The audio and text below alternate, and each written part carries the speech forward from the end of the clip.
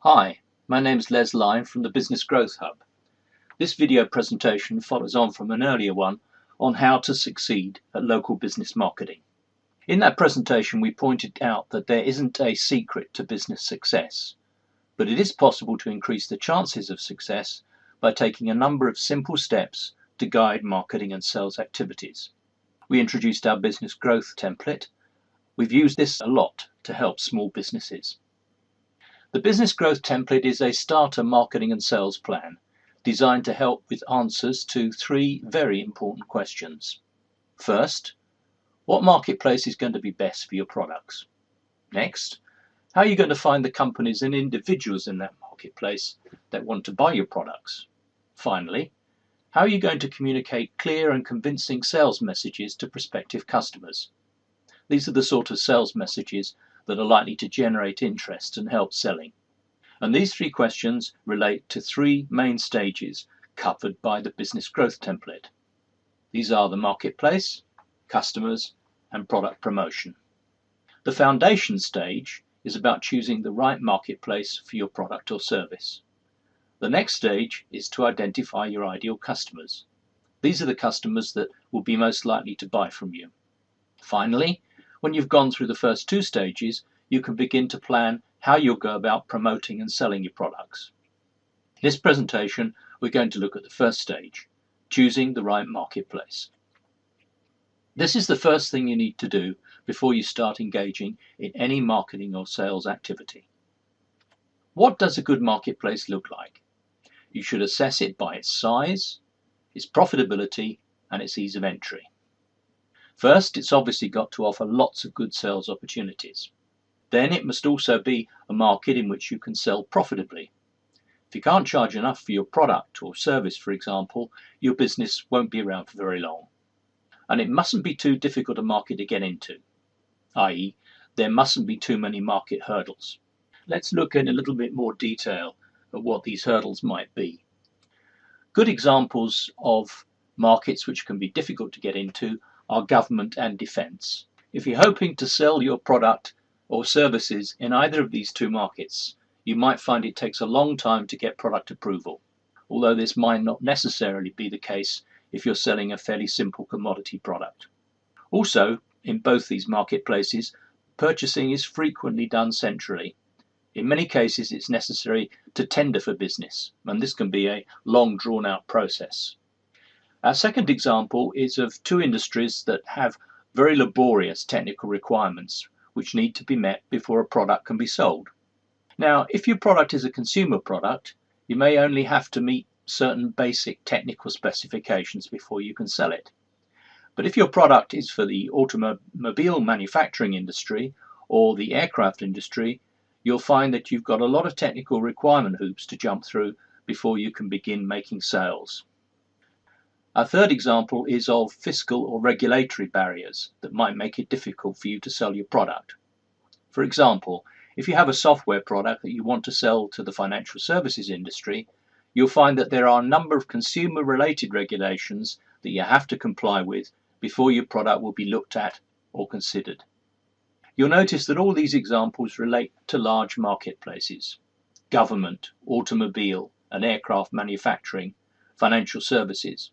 One big temptation for a small business is to look for the largest marketplace in which to sell, without consideration for the preparation which needs to be done beforehand, or consideration for the costs of developing that marketplace. These costs include things like travel, marketing, research, etc. If these are the only markets you can approach, you need to work out what these costs will be and make sure you have the right amount of funding before you start. But if there are a number of marketplaces in which you can start selling your product or service, don't be tempted solely by size. Let's talk a little bit more about size. Is it absolutely necessary for you to choose the biggest available marketplace in which to start selling your product? If you choose a large marketplace, you could find you face some difficult challenges. Let's look at some of them. First of all, if you're a newcomer to a marketplace that's already got other companies selling products that are similar to yours, you'll have to work hard to demonstrate that your products are different. And even if you manage to demonstrate that you've got something unique to offer, you'll find potential customers are often very reluctant to buy from a new supplier that's not been around for very long. Also, those competitors which you meet in a large marketplace will be well established, and they're also likely to be bigger and better financed than you are. And in a large competitive marketplace, price competition is also often a problem. If this is the case, the larger, more established companies are likely to be better able to reduce their prices to win a sale than you are. Even when a big company is new to a marketplace and has to deal with many of these challenges, it will have plenty of money to fund its marketing and selling and be able to stay the course to develop its business. But small businesses trying to sell in the same area will often find that their money starts to run out before they become well established. We frequently meet small businesses that have taken on big markets and run out of money, and they find that they can't borrow money because they haven't yet proved that they have a product that will be successful. So, what advice do we give them? We urge them to look seriously at an alternative approach and start by developing a niche marketplace. As you're probably well aware, a niche market is a segment of a big market with specific characteristics that are slightly different from others in the marketplace. These characteristics could relate to the type of customers they deal with, the additional services they might require, or to particular problems or challenges that they face. Now, if you're a small business looking for a marketplace, try looking for a niche marketplace to start in. And if you're an established small business, consider breaking your existing market into segments and approach each segment differently. Don't be put off by the idea of targeting a niche market rather than an established large market. Once you've established one niche in a large marketplace, you can look for another niche and then another niche and grow your business bit by bit. But there are some skills that you'll need to acquire in order to be able to assess your possible niche markets. Not all niche markets are good ones. So what makes a good niche market? A good niche market will be made up of companies or individuals that have problems and needs similar to others in the niche. I know this might sound obvious, but it's possible to find market areas that look niche, but when you look more closely, they aren't niche at all. The reason why it's important to make the correct choice is that once you start working in your niche market, you'll build up a detailed knowledge of the problems and challenges of the companies in that niche. And by doing this, your marketing and selling will become much more effective. Any competitors you're likely to meet won't have done this, and therefore they'll be at a disadvantage. A niche market can be approached and engaged with similar specific niche marketing and sales campaigns. Once you've developed effective selling, presentations, demonstrations, etc. for your niche, these will be applicable across the entire niche. You'll require far less effort to make each sale than you would if working in a non-niche marketplace. And once you've got to know your niche, buyers and recommenders will be easier to locate and contact. As you move from one company in the niche to another, you'll have a very good idea what types of people you need to contact to sell your products and services. Let's have a look at some niche market examples. They may not relate in any way to the type of products and services that you're selling, but they'll help you with ideas that you'll be able to apply in your own business. Plumbing isn't a niche market, but it's an attractive large market if you have the appropriate skills, experience and products. But why not break it down into niches like industrial, commercial plumbing services, agricultural plumbing services or domestic plumbing services? Identify a couple of niches and then work on each one separately with slightly different marketing and sales campaigns. If you design and build websites, your local marketplace is very big. Every company needs a website. But why not break your big market opportunity down into a number of niche sectors like small retail businesses, solicitors, chiropractors, etc. If you're a qualified landscape gardener, there are lots of people you could approach to sell your products.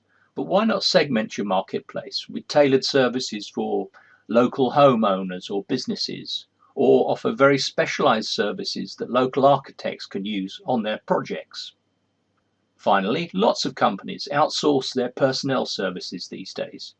If you have qualifications and skills in this area and you want to build a business, look for the right niches.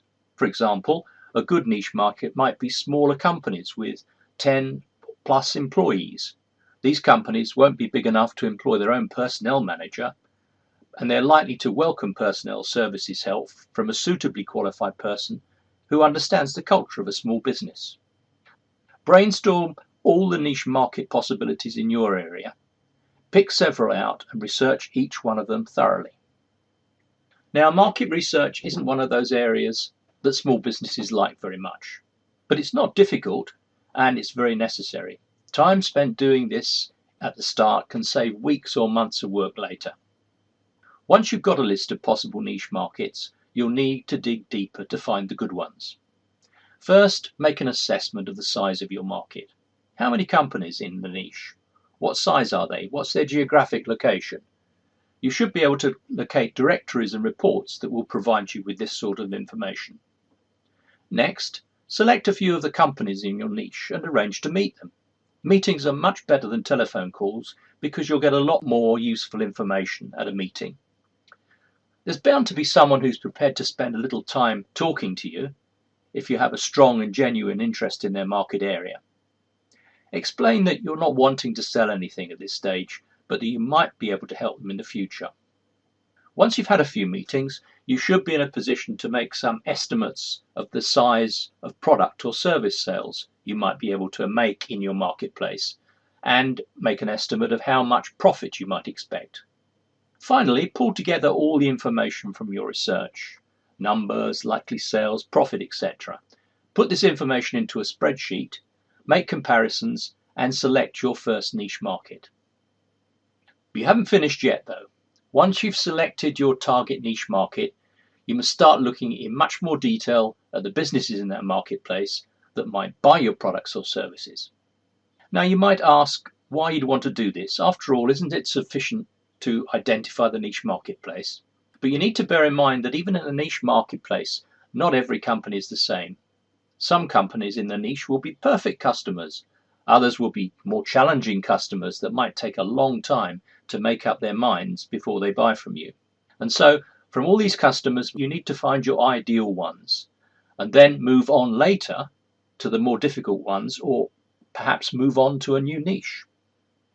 And so the next presentation in this series is on this very topic. Follow the link below to go through to this presentation and see how the business growth template can help you find who your ideal customers are.